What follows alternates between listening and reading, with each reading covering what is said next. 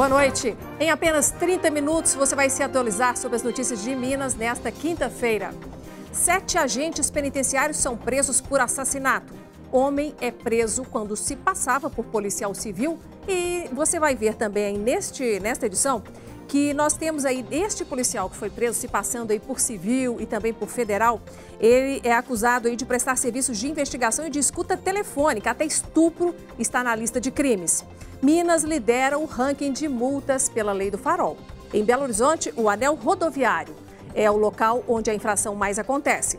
Testemunho de motociclista mostra o perigo de mortes das linhas de cerol e também da linha chilena, que é ainda mais resistente. E hoje é dia do biscoito e nós fomos à terra do biscoito, a cidade de São Tiago. E no futebol, a derrota para o Bahia em casa derruba o técnico do Atlético. Esses e outros destaques você confere a partir de agora.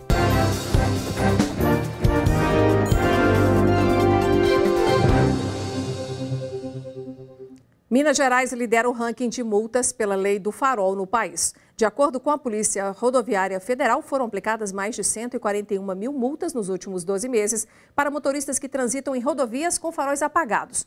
O anel rodoviário está entre os locais onde a infração é comum. Nas rodovias, flagramos muitos motoristas transitando dentro da lei, que completou 1 ano, mas continua dividindo opiniões. Acho muito bom, porque às vezes a visibilidade melhora. Ruim demais. Gosta não? Não, gastando minha bateria à toa. A lei, popularmente conhecida como Lei do Farol, tornou obrigatório o uso do farol baixo nas rodovias durante o dia. Desde que entrou em vigor, a Polícia Rodoviária Federal aplicou mais de 141 mil multas nas rodovias mineiras por desobediência à legislação. Os dados colocaram o estado como líder nacional no número de cobranças relacionadas à Lei do Farol, com estatísticas bem superiores a Goiás, segundo colocado no ranking. Segundo a Polícia Rodoviária Federal, foram 13.253 acidentes registrados entre julho de 2015 e junho de 2016. Já entre julho de 2016 e junho de 2017, foram 12.629 acidentes. A redução nacional de 5% de acidentes foi pouco, vai ter mais redução ainda, quanto mais as pessoas se acostumarem a utilizar, de forma natural, como foi com o cinto de segurança. Já a Polícia Militar Rodoviária registrou de maio de 2016 até julho deste ano 34.525 infrações. O anel rodoviário foi o local onde mais multas foram aplicadas. Este especialista considera a legislação positiva. Toda e qualquer ação de melhoria de segurança viária deve ser feita, especialmente as que têm um baixo custo de implantação. Embora os dados tenham mostrado uma redução no número de acidentes, ele acredita que essa queda pode estar relacionada também a outros fatores. Esse 5% pode estar muito mais ligado a questões econômicas, de redução de fluxo viário, do que alguma medida realmente de ação de segurança viária, visto que a gente não viu nenhum grande efeito, grande ação de mudança de comportamento no país nesse último período. A multa para quem descumprir a regra é de R$ 85,13 e equivale a 4 pontos na carteira. 7 agentes penitenciários foram presos em Uberlândia, no Triângulo Mineiro. Os servidores eram investigados por suposto envolvimento na morte de 5 pessoas. A suspeita é que as vítimas tenham sido mortas em retaliação ao assassinato de um agente penitenciário. Em uma ação conjunta, 40 policiais civis e 10 agentes penitenciários cumpriram 7 mandados de prisão contra agentes do presídio Professor Jaci de Assis. Todos os mandados de prisão foram cumpridos, 7 agentes penitenciários já estão presos. São acusados de praticar uma possível represália à morte de um outro agente penitenciário que ocorreu no dia 16 de agosto de 2015 e os fatos envolvendo em que eles são acusados aconteceram no dia 17 de agosto de 2015. A chacina, segundo os policiais, foi motivada por vingança horas após a morte do agente penitenciário Edson Ferreira da Silva, de 49 anos. Não tinha nenhuma ligação com o assassinato do agente ocorrido horas antes. Eles estavam ali na condições de usuários de droga. 2 anos após a execução, os agentes penitenciários estão sendo levados para BH, para um presídio especial, onde serão mantidos até o julgamento. Nos últimos 10 dias, a polícia apreendeu 610 rolos de linhas de pipa com cerol, isso aqui em Belo Horizonte. O material coloca em risco principalmente a vida dos motociclistas. E o problema piorou nos últimos meses porque surgiu no mercado uma linha ainda mais resistente. Olhando assim, elas até parecem inofensivas, mas não se engane. O uso dessas linhas pode matar alguém, o que quase aconteceu com Ricardo. A linha de papagaio abaixou, uma hora para outra abaixou, de uma vez, entre minha antena a mim. Aí me pegou meu lado do meu pescoço. Aí eu senti uma grande dor de cabeça. Aí a hora que eu fui abaixar assim, eu vi o sangue jorrando. A hora que eu deitou no chão, eu vi meu braço estava pendurado. Cheguei no hospital de Lomberes, o pessoal já estava andando como um morto. Soltar pipas com cerol é um problema durante o ano inteiro, mas no período de férias escolares, como agora, ele é intensificado. A gente tem um grupamento da patrulha escolar que é feito palestra antecipando o período de férias, e isso é conscientizando os alunos, que também repassando para os pais sobre o uso da linha, como é perigoso. O cerol é uma mistura de cola com cacos de vidro moídos, que posteriormente são aplicados às linhas de pipa. E agora há uma nova modalidade, a linha chilena, que é ainda mais perigosa. Tem um poder de corte 4 vezes maior que até o próprio cerol. A Guarda Municipal de Belo Horizonte realizou na manhã de hoje uma blitz para orientar motociclistas quanto ao perigo. Cartilhas educativas foram distribuídas. É recomendado que você coloque um par de antenas, dá sempre com a viseira fechada, que também ela com a viseira aberta pode lesionar os olhos. E também há proteção no pescoço de couro. Para se ter noção do potencial de destruição dessas linhas, fizemos o teste utilizando um legume. Imagine só, isso somado à velocidade de uma motocicleta na via.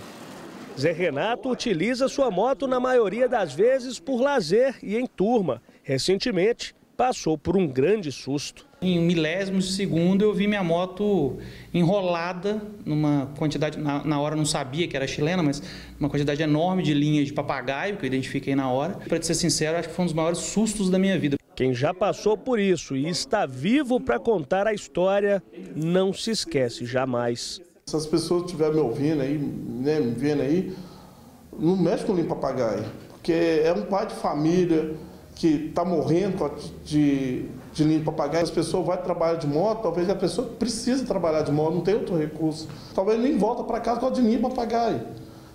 Quase eu perdi minha vida, foi por causa disso. Eu estou aqui com o milagre de Deus. Você viu aí que o motociclista Ricardo Passos, que foi entrevistado pelo nosso repórter Diogo Ramalho nessa matéria, não quis mostrar o rosto. E o motivo é que ele tem vergonha das cicatrizes. Olha como que uma brincadeira pode afetar a vida de uma pessoa para sempre. E isso quando o acidente não mata. Por isso, pais e mães, alertem seus filhos ou netos. Se for preciso, mostrem essa reportagem para eles. É só você acessar o nosso canal no YouTube, que lá estão os jornais que você assiste aqui todos os dias. O endereço é youtube.com/TV Band Minas. Um homem que se passava por policial civil e federal foi preso em flagrante na região de Venda Nova, aqui na capital.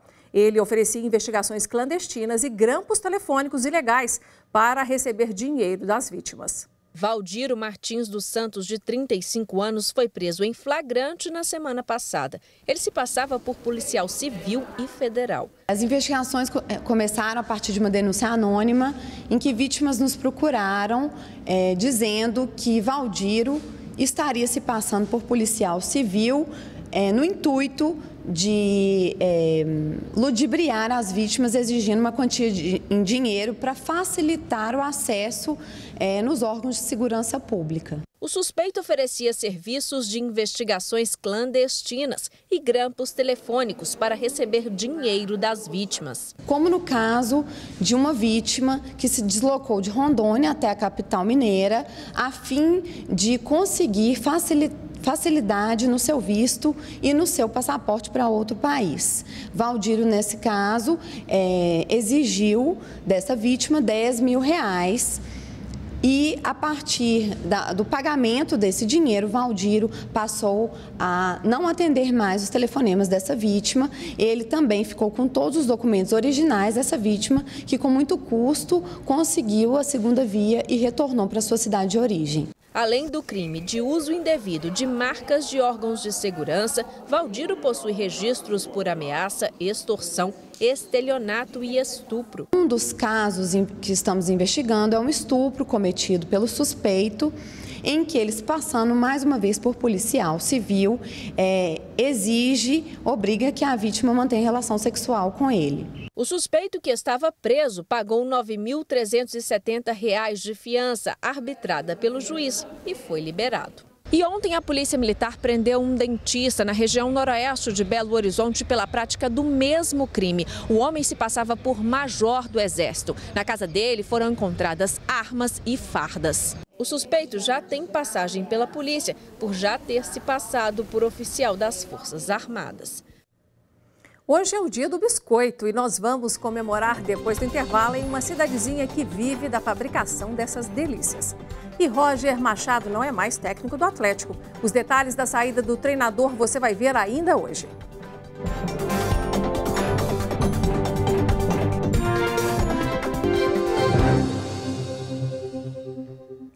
Mais 2 ex-prefeitos, dessa vez da cidade de Curapaque, perto de Governador Valadares, foram presos. A operação foi feita hoje em conjunto pelo Ministério Público Federal, Polícia Federal e Controladoria Geral da União. Ao todo, foram cumpridos 16 mandados. Entre os investigados estão empreiteiros que recebiam por obras não realizadas. Os suspeitos devem responder pelos crimes de associação criminosa, fraude à licitação, corrupção ativa e passiva e falsidade ideológica.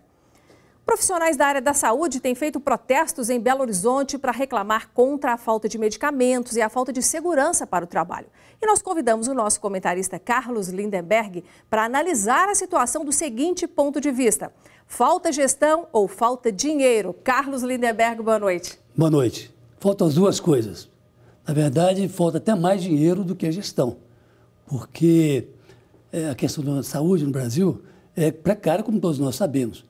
Ocorre que em Belo Horizonte a coisa fica mais grave, porque no início da administração, os porteiros foram retirados do centro de saúde, essas coisas. Então, isso aumentou o grau de violência. Uma pessoa chega no centro de saúde, o Inácia, estressado, né, com o filho doente, com a mulher doente, não encontra o remédio, ele vai brigar, vai provocar violência. Agora, a prefeitura está cuidando um pouco disso. Por exemplo, aumentou de 69% para 85% a necessidade de remédio, abastecimento de remédios nesses postos de saúde. E assim vai. Quer dizer, está chegando mais remédio para ser entregue para o cidadão. Exatamente. Agora, tem que melhorar também o atendimento, porque o cidadão já chega no posto de saúde, já com raiva, ele já está estressado, né? Chega com um filho doente, mulher doente. Qualquer coisinha, ele explode. E aí agride médico, bate enfermeiro, e isso também não é uma questão que a Guarda Municipal vai resolver, não. Isso aí é mais de atendimento, de atenção e a melhor qualidade realmente no atendimento. Portanto, falta dinheiro, falta um pouco de gestão. O pior é faltar dinheiro. Agora, esse treinamento que você fala, e até o próprio prefeito Alexandre Calil tem falado que vai intensificar treinamento, vai também ajudar a humanizar o atendimento, que a gente sabe que na escassez é ainda mais difícil, né, Lindenberg? Até porque, Inácia, essa é a prioridade, segundo ele, é a saúde, segundo o Calil. Portanto, ele não pode falhar nessa área. E tomara que consiga, né? Estaremos aqui para verificar. Obrigada, Lindenberg. Até semana que vem. Boa noite. E hoje é o dia do biscoito. E na tradição mineira, a mesa posta, cheia de quitandas para um café, sempre é um convite para degustar um biscoito, um doce, um salgado de polvilho. São muitas as delícias. E tem uma cidadezinha muito aconchegante, no Campo das Vertentes, onde tem sempre um cafezinho com biscoito na mesa. Aliás, biscoito é o que não falta por lá. O dia mal começou e lá está ele, pelas ruas da capital mineira, de carro em carro, vendendo biscoitos. Vamos aproveitar e levar um biscoito hoje? Há um ano, Carlos resolveu trabalhar por conta própria e encontrou nos biscoitos fabricados em São Tiago, no sul de Minas, uma opção. As pessoas compram e voltam novamente, porque realmente os biscoitos são bons. E, além disso, são biscoitos caseiros e não tem conservante. Então, isso tem levado muitas pessoas a comprarem e realmente voltarem novamente. São Tiago é uma daquelas cidades pequenas com costumes típicos mineiros. Prosa na praça, nos fins de tarde, mas também de muito trabalho durante o dia, nas fábricas de biscoitos. São 65 pequenas indústrias, uma média de 1.000 empregados direto. Então mandamos para o Rio de Janeiro, São Paulo, Centro-Oeste, Zona da Mata, Belo Horizonte. Todas essas cidades consomem muito biscoito. As mãos enrolam a massa e dão várias formas a 18 tipos de quitandas produzidas nesta fábrica.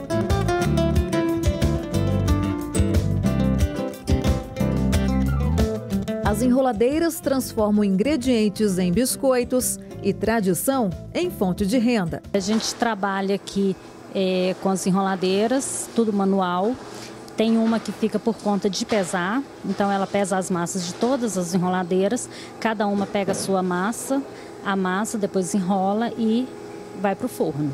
As receitas geralmente vêm de família. A gente já foi criado assim, né? Já aprendendo a ver os pais, os avós, fazendo quitanda.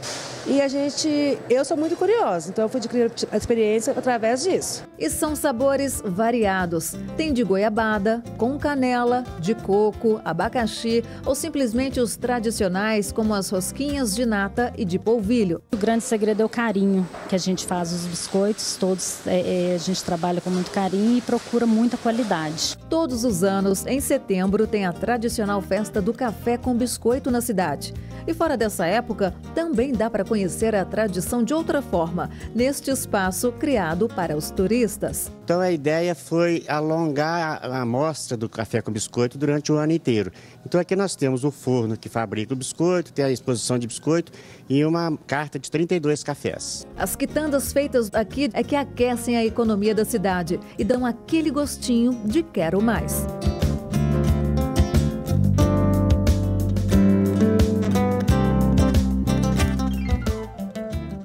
Veja a seguir as dicas culturais para o seu final de semana. E ainda, depois que o Atlético perdeu para o Bahia nessa quarta-feira, Roger Machado deixa a cidade do Galo. Todas as informações depois do intervalo.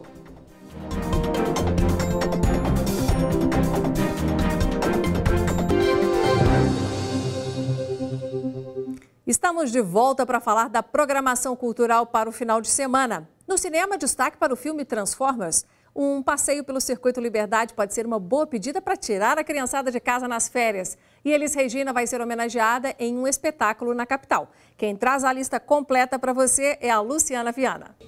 Bombas, confusões e mais bombas, explosão daqui, explosão dali, é o que a gente vai ver e muito na estreia do filme Transformers 5, O Último Cavaleiro. O gigante Optimus Prime vai embarcar para uma das missões mais difíceis da vida dele, encontrar no espaço sideral os responsáveis pela criação da raça Transformers. Só que enquanto ele vai em busca das raízes, uma ameaça alienígena resolveu destruir toda a humanidade aqui na Terra. Vida difícil do Optimus Prime em Transformers 5, O Último Cavaleiro, nas telas do cinema.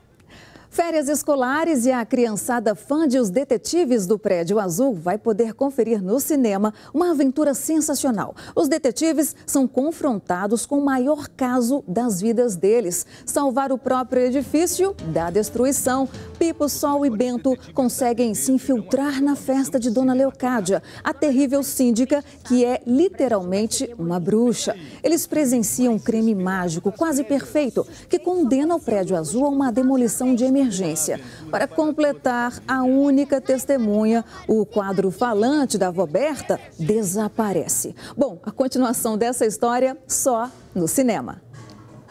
A criançada antenada sabe que a mineração e a metalurgia são duas das principais atividades econômicas aqui de Minas Gerais. E a relação da história do estado com a riqueza das minas e recursos está exposta em 18 salas com cerca de 50 atrações em 3D e também 2D no Museu das Minas e do Metal, na Praça da Liberdade, circuito cultural que conta com muitos outros museus. Entre eles, Memorial Minas Gerais Vale, que traz uma edição das férias divertidas no Memorial, com uma programação totalmente de graça, hein? São várias atrações dedicadas às crianças nessas férias escolares.